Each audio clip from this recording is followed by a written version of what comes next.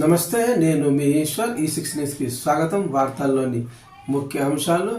చెరువులు ఆక్రమణదారులను సీఎం రేవంత్ రెడ్డి తీవ్రంగా హెచ్చరించారు. అక్రమ నిర్మాణాలు చేసిన వ్యక్తులు ప్రభుత్వాన్ని ప్రభావితం చేసే స్థాయిలో ఉండొచ్చు, ప్రభుత్వంలోనూ ఉండొచ్చు. అక్రమ నిర్మాణాలు ఎవరు చేసినా కూల్చివేస్తాం. చెరువులు మన జీవన ఆధారం, సంస్కృతి. వాటిని కాపాడటం ఎంతో కీలకం.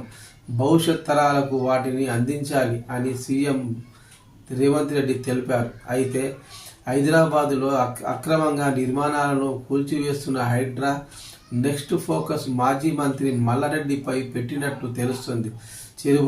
చెరువులు నాలాలు ఆక్రమించి మల్లారెడ్డి కట్టిన యూనివర్సిటీ, కాలేజీలు, హాస్పిటళ్లపై హైడ్రాకు ఫిర్యాదులు అందాయి.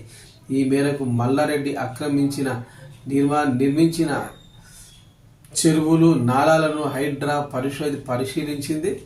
దీంతో రేపో మాపో మల్లారెడ్డి అక్రమ కట్టడాలపై చర్యలు తీసుకునేందుకు రంగం సిద్ధం అవుతున్నట్టు సమాచారం అందుతుంది.